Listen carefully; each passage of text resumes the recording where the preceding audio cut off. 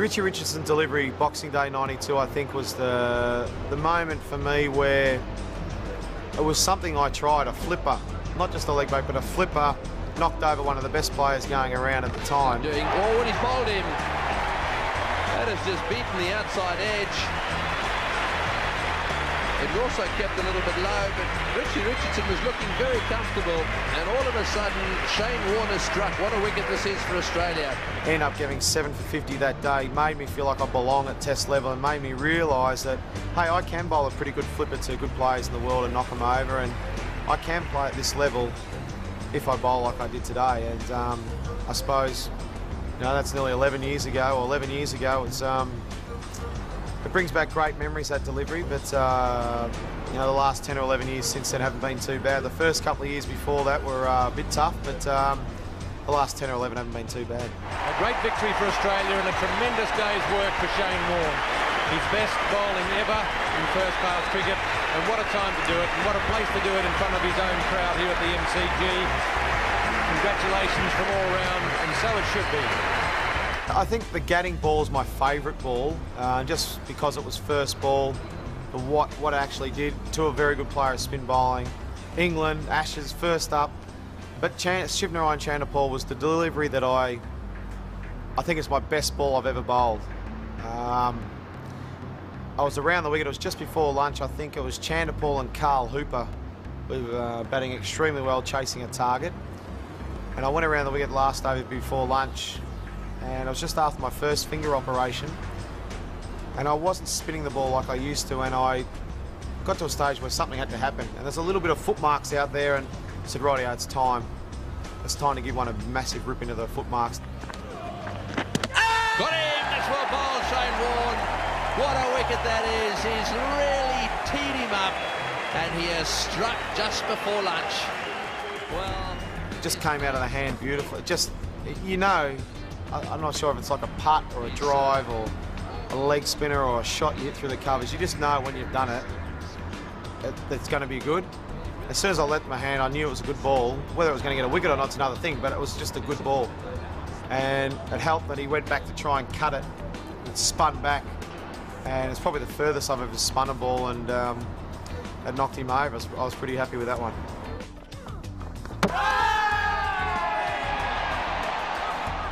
Bazit Ali, it brings a smile to my face thinking about it. Bazit Ali had been sort of annoying us a lot of the time because he'd always holding us up. We'd be ready to play. As Australia, we always like to try and bowl our overs in time that you're meant to bowl them. We always try and play the game at a fast rate for the fans and the public. And Bazit Ali, every time we were ready to play, would do his shoelaces up, or call for gloves, or he'd just hold us up. So we got to I was bowling the last day of the day, the last ball of the day. And I called Heels up, Ian Healy, the keeper, and said, Heels, what are we doing for dinner tonight, mate? And we talked about pasta or Mexican or what we were going to do, and just generally held up play so we could just annoy Bazit Ali. We were doing overtime anyway, so an extra couple of minutes wasn't going to hurt. So we had a bit of a chat, and we just dragged out a bit, and you could see Bazit Ali just getting a little bit agitated, like come on. And we just sort of played it up a little bit. In the end, Heels sort of said, come on, just do something. We bowl him around his legs or through him, or just bowl one. You know, like, and I said, do you reckon toppy, leggy? He said, just a leggy. Just do something. I said, rightio. You wouldn't believe it. He's done him between his legs. Well, whatever it is they talked about, you can bet your life in future it'll be, why don't you give him the one that'll bowl in between his legs? And then I bowled the leggy. Felt okay, bowled the leggy, and he just played it really badly. Just wanted to let it go, hopefully go off and have a beer at the end of the day's play. Went straight through his legs. And the celebration, I mean, it was just pure. We were just laughing, me and Heels. It was just sensational. And we copped flack over it because we said we sort of played it up to the media and said we planned it and all that sort of stuff. And I think Steve Waugh wrote in his article or something what really happened, and then we got in all sorts of trouble. But it was just a bit of fun that was meant to be had, and I think people probably got a bit too judgmental about it. But look, that was fun.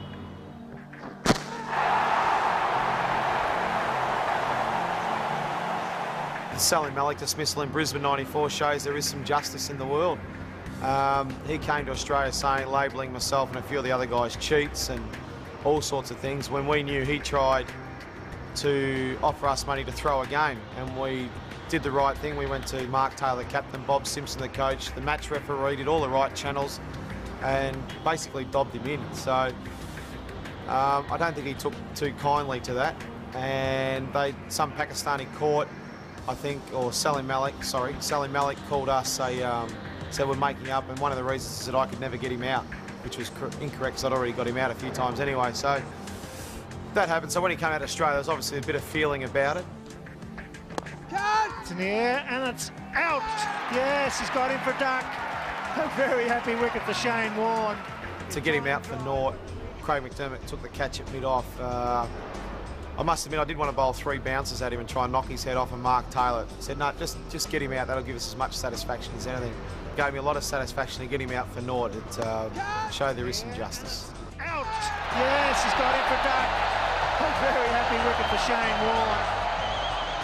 Alex Stewart, 94 Brisbane, was probably one of the best flippers I've ever bowled. I think the one to Richie meant a lot. It was a pretty good one, but I think the way I set Alex Stewart up for that one was, I think I just outsmarted him. The ball before, I dropped a bit of a short one and he went back and cut it for 4. Very good shot. I didn't do that on purpose. I did try and get him on the back foot and hit it to the fielders, not a short wide one that he cut for 4. And generally, if I do bowl a bad one like that, I'll follow it up with a flipper. Yes, he's bowled in. That was a flipper. Magnificent bowling from War. He just came out very well. He went back to cut it, then he went to pull it and realised it was too late. Bowled him, and you could just see after it bowled him, he put his bat on the ground and just looked down and went, what were you doing? And that, I just looked at him and it was great satisfaction and brought a very good smile to my face, and the boys enjoyed that one too. Yes, he's bowled in. That was a flipper. Gucci, I think, is one of the most enjoyable players I've ever played against. He's a very tough competitor. He's a very, very good player. Was a very, very good player. One of the best I've played against for England. He had a lot of success against us. He got a lot of hundreds. But this one time he was sweeping, playing a sweep, and then occasionally when I went around the wicket to try and bowl him around his legs, he'd just get a bit lazy sometimes and just put his foot out. So that night I was speaking with Alan Border in the dressing room, having a beer in the room, just having a general chat, and he said, what do you think about Gucci? I said, well, I reckon he's a bit lazy with his foot. He just sort of puts it out. I reckon I could sneak one around there somewhere. And he said, well, should we try that tomorrow? He sweeps pretty well. I said, yeah, but I reckon if I can just go pretty wide leg stump and try and get it round there, then I might be able to sneak one around there somewhere. He said, okay, we might try that tomorrow.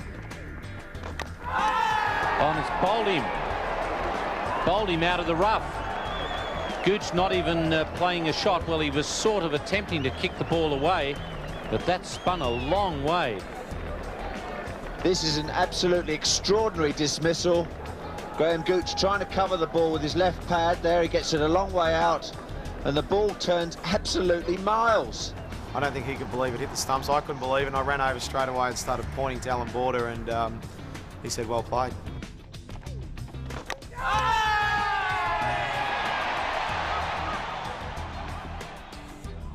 Ganguly's a guy, how can the best way we can put it, who I suppose does his job very well of rubbing us up the wrong way.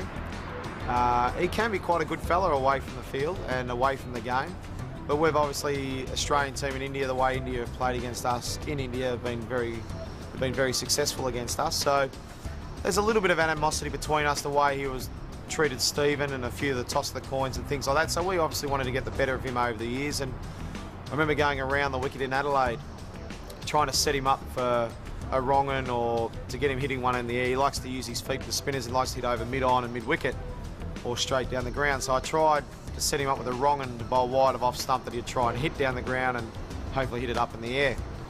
So I set him up with a few wide leg breaks and then bowled a wrong un.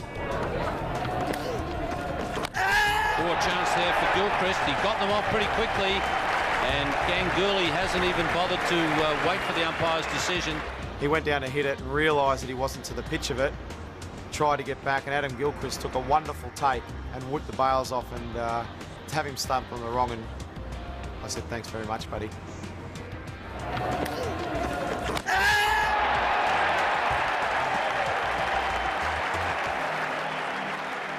Said Anwar, I rate as probably one of the best, if not the best, opening batsmen I've played against from all countries. He's, as an all-round player, of quick bowling and of spin bowling, he can be very, very destructive, and he's just a wonderful player. Playing in Hobart in that wonderful victory Australia chased 375 or 380. I think it's the third or fourth highest ever to win.